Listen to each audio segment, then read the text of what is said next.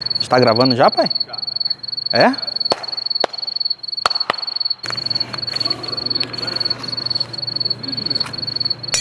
E aí, galerinha? Tudo bem com vocês? Bem-vindo a mais um vídeo, nosso querido Musal, aqui no Campo dos Afonsos, Rio de Janeiro. Hoje, iremos falar nada mais, nada menos do que o primeiro caça-reação, ou seja, primeiro caça a jato da Força Aérea Brasileira, nosso querido Gloster Meteor.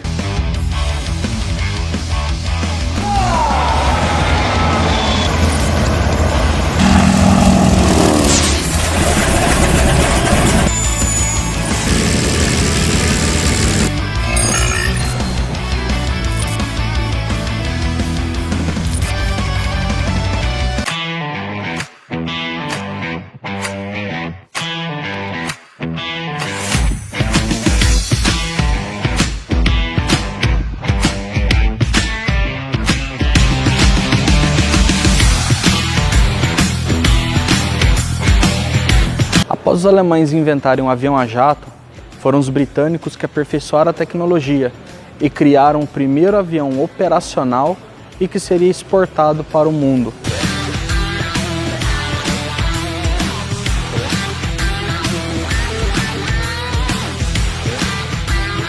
Por muito pouco, o Gloster Meteor ele não chegou a entrar em combate aéreo junto aos caças a jatos alemães, pois graças à rendição da Alemanha, nós não tivemos tal combate. Mas a dúvida que fica, quem será que levaria o melhor?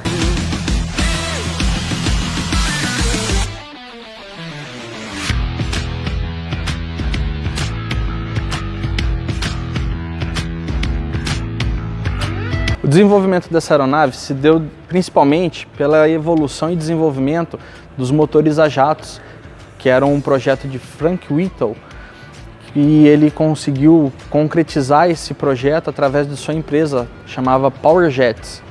Mas depois de muito tempo, outras empresas britânicas conseguiram a concessão para construir o motor, e uma delas, e mais conhecida, foi a Rolls-Royce. O projeto da aeronave começou em 1940, porém o motor já era estudado e já estava em desenvolvimento desde 1936. O Meteor F1 voou pela primeira vez em 1943, porém ele entrou em operação pelo Esquadrão 616 da RAF no ano seguinte, ou seja, em 1944. E a sua principal missão era interceptar as bombas V1 sobre o Canal da Mancha.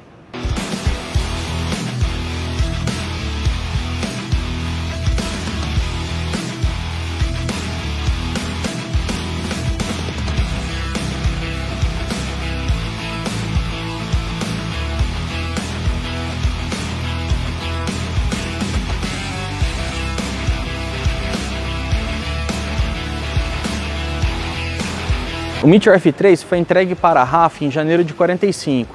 Em abril do mesmo ano, eles foram incumbidos de uma missão de interceptar os caças Messerschmitt M6262 da Força Aérea Alemã. Porém, como a superveniência de paz chegou antes, este combate não ocorreu.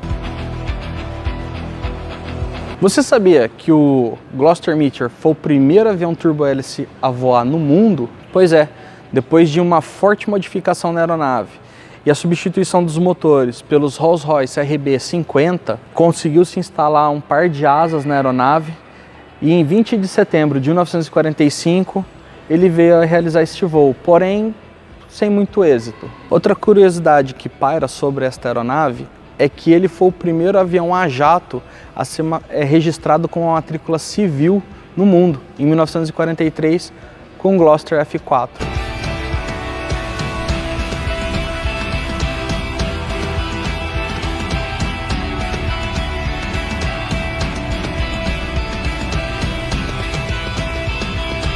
Você sabia que ele não iria se chamar Meteor? Pois é, os britânicos queriam colocar o nome dele de Thunderbolt. Porém, com a existência do P-47, que havia lutado já na Segunda Guerra Mundial, toda a publicidade da Gloster se reuniu junto com autoridades britânicas e decidiram mudar o nome da aeronave para Meteor, ou seja, um verdadeiro meteoro naquela época.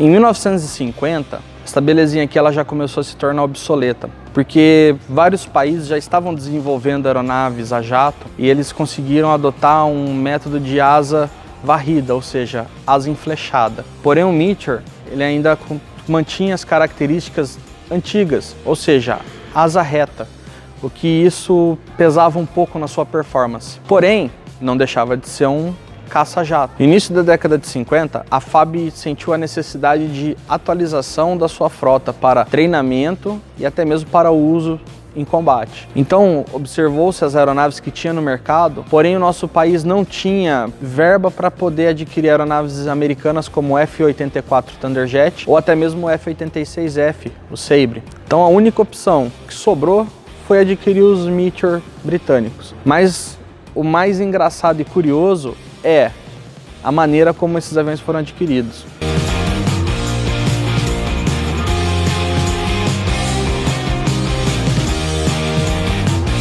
Algodão.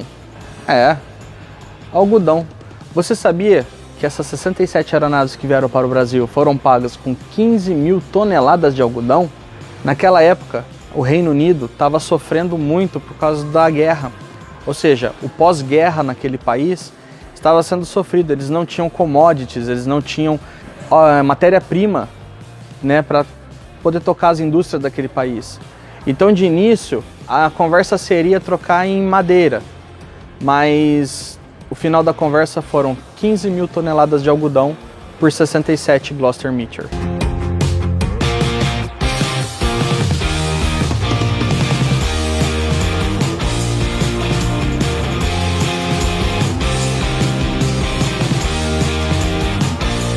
As aeronaves chegaram no Brasil todas encaixotadas e foram direto para a base aérea do Galeão, onde elas seriam montadas. Em 22 de maio de 1953, ou seja, 70 anos atrás, fazia o primeiro voo de uma aeronave a reação da Força Aérea Brasileira. Um Gloster Meteor, designado TF-7, aquele que são 2 lugares, o biplace, fez o seu primeiro voo em terra Brasilis. Um avião que voava a 900 km por hora e chegava a 50 mil pés.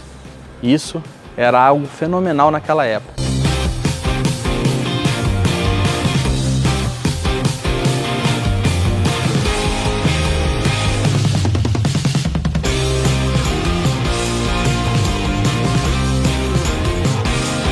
Uma curiosidade é que as aeronaves que chegaram aqui no Brasil, o canopy aqui atrás, a parte dele era metálica. Então ele era metade plexiglass e metade metálico. Porém, a aeronave ficava baseada aqui no Rio de Janeiro, na base aérea de Santa Cruz. E ocorreram alguns incidentes desse canopy aqui chegar a trincar ou até mesmo, né, desfragmentar em voo. Por quê?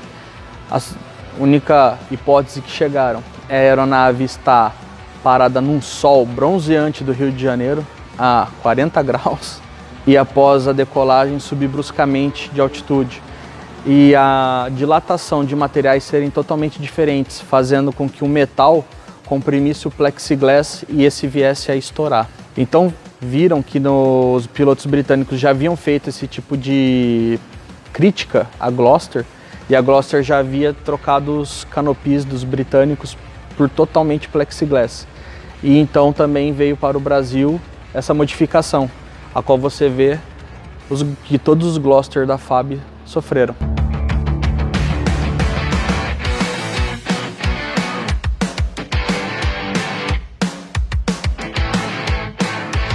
Algo que pode até parecer não muito importante, mas que é um marco. Com a chegada dos aviões a jato, os capacetes também foram trocados.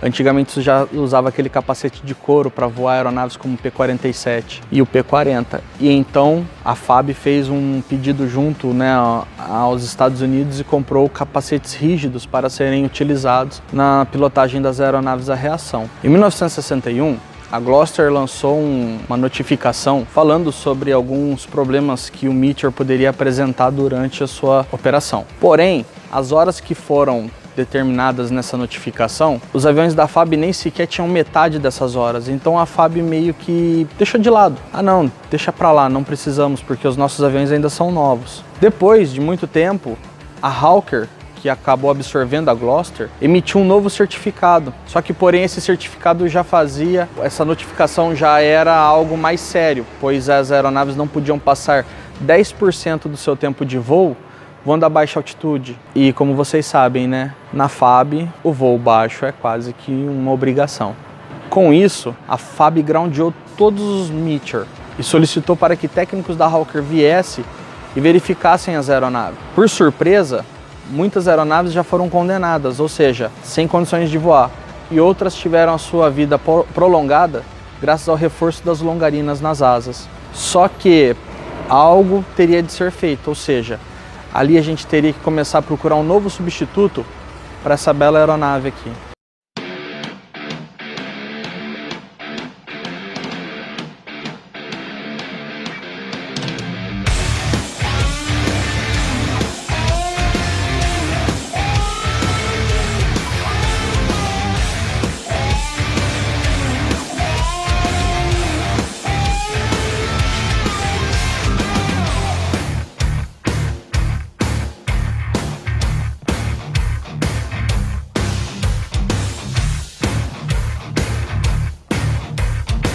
Após essa avaliação, então, o Esquadrão Pampa utilizou ainda as aeronaves.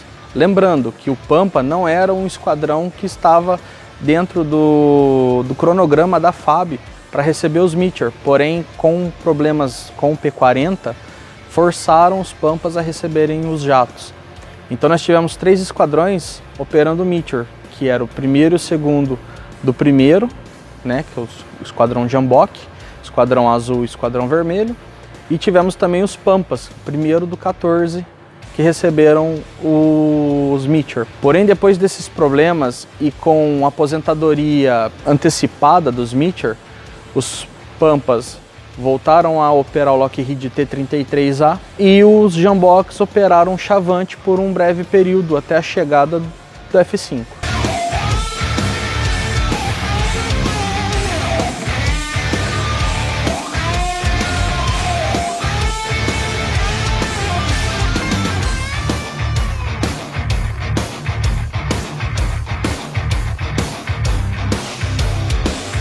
A FAB, ainda depois da aposentadoria dos Meteor, operou um único Meteor, que ele foi construído com uma fuselagem, uma seção central e peças sobressalentes que vieram na compra desses aviões lá do Reino Unido, e construíram uma outra aeronave, que ela operou sob a matrícula 4399, e ela era um rebocador de alvo aéreo para os Jamboks. Anos depois, essa aeronave recebeu a matrícula 4460, e o seu último voo sobre a base aérea de Santa Cruz, ela fez as suas revoluções, chegou, fez passagens baixas sobre Campo dos Afonsos e pousou, onde ela repousa até hoje, que é esse daqui que você pode conferir aqui no Musal. Esse é o único Meteor que foi construído no Brasil com peças sobressalentes e o último Meteor F-8 a voar em terra Brasília. É uma aeronave que está em estado de preservação fantástica. Até os motores estão na aeronave ainda instalados.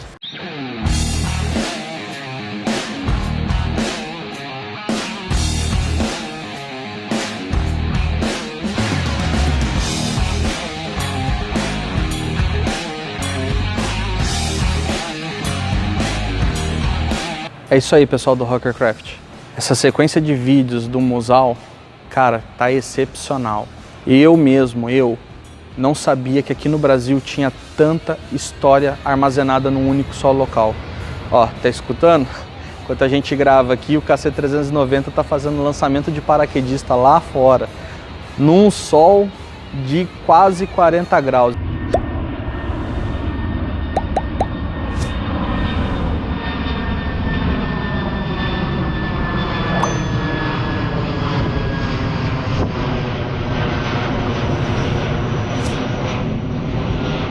Estamos aqui suando para trazer um conteúdo de qualidade para vocês, um conteúdo exclusivo.